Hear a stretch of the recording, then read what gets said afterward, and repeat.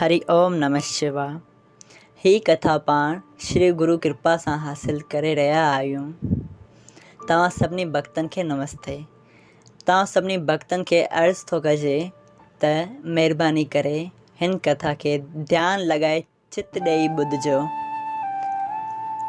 हिकु शेवक हो जेको नाम जे दान लाइ गुरु ॻोल्हे रहियो हो। हू हिकु संत वटि वियो ऐं चयाईं त संत, महिरबानी करे मूंखे नाम जो दान ॾियो। संत चयसि त पुटु, तोखे शेवा करणी पवंदी। शेवा कईंदे त ई तोखे नाम जो दान ॾींदसि। हिन शेवक चयो, सही आहे, मां शेवा कईंदसि। शेवा कईंदे कईंदे साल गुज़री वियो। साल खां पोइ शेवक वञी उन संत खे चयो त गुरुदेव, कृपा करे नाम जो दान ॾियो। गुरु चयसि त पुटु, अञा तोखे थोरी शेवा करणी पवंदी। अञा तूं नाम वठण जे लाइक़ु न आहीं। तोखे थोरी शेवा करणी पवंदी ऐं शेवा सां तूं नाम वठण जे लाइक़ु थी पवंदे।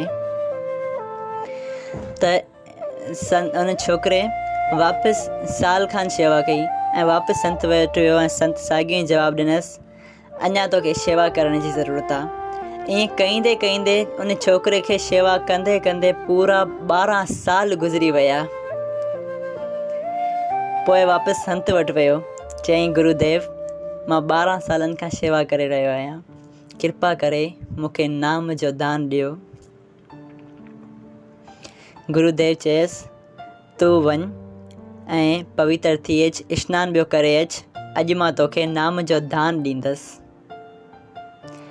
हू छोकिरो वियो, वेंजी संजी सनानु करे आयो ऐं अची गुरुदेव खे चयईं, गुरुदेव, हाणे आउं पवित्र थी आयो आहियां। कृपा करे हाणे मूंखे नाम जो दान ॾियो। त गुरु चयसि, चओ राम। छोकिरे चयो, राम।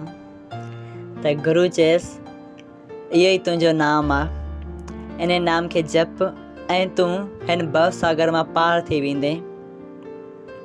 छोकिरे खे मन में शंका थी ऐं सवाल कयईं त गुरुदेव, राम नालो आहे नंढिड़ो सफ़ा, इन लाइ तव्हां मूंखे 12 सालनि खां शेवा करण जी छो चयो?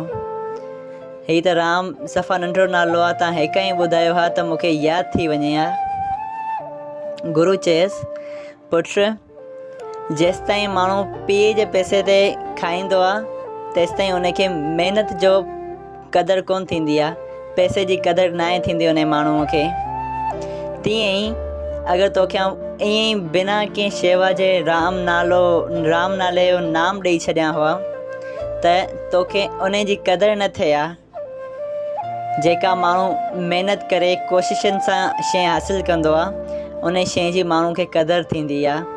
जीअं तो हिते पूरा 12 साल शेवा कई ऐं अॼु मां तोखे राम नाम ॾिनो आहे। ऐं इहो नाम, इन में तो चित लॻंदो, इन में तो मन लॻंदो, तोखे इन नाले जी क़दुरु थींदी। राम राम, इन नाले सां तो प्रेम थींदो, छो त तो हिन नाले खे, हिन नाम खे वठण लाइ पूरा 12 साल शेवा कई आहे। सभई चयो, जय सिया राम। अॼुकल्ह नाम वठणु सफ़ा ईज़ी आहे, लेकिन अॻूणे वक़्तनि में गुरु जाम परीक्षाऊं वठंदा हुआ, घणा ई साल शेवा कराईंदा हुआ, तॾहिं वञी हिकु राम नाम ॾींदा हुआ।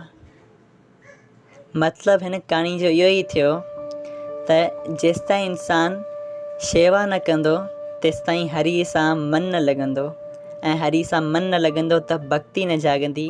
भक्ति न जाॻंदी त ज्ञान न थींदो, ऐं ज्ञान न थींदो त परमात्मा सां प्रेम न थींदो, ऐं परमात्मा सां प्रेम न थींदो त मुक्ति हासिलु न थींदी।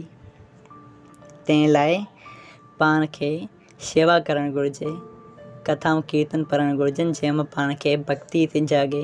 भक्ति जाॻंदी त ज्ञान मिलंदो, ज्ञान मां पाण खे प्रेम थींदो, प्रेम मां पाण खे ख़ुदि कृष्ण भॻवान परमेश्वर परम आत्मा पाण खे मिली वेंदो।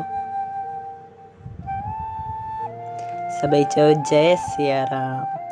अगरि हीअ कथा तव्हां सभिनी खे सुठी लॻी हुजे ऐं तव्हांखे हिन मां को लाभ हासिल थियो हुजे त कृपा करे हिन कथा खे वधीक अॻिते शेयर कंदा त ॿियनि जो बि भलो थिए।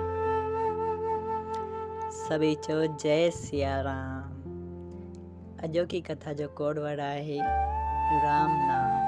कृपा करे हिन कोड वर्ड खे असां पाण मोकिलींदा त असांखे ख़बर पवंदी त तव्हां कथा ॿुधी, जंहिंमां असांजी हौसला अफ़ज़ाई थींदी ऐं असां अहिड़ियूं ई घणियूं कथाऊं धार्मिक रिलेटेड कथाऊं आणींदा रहंदासीं। जय सिया राम।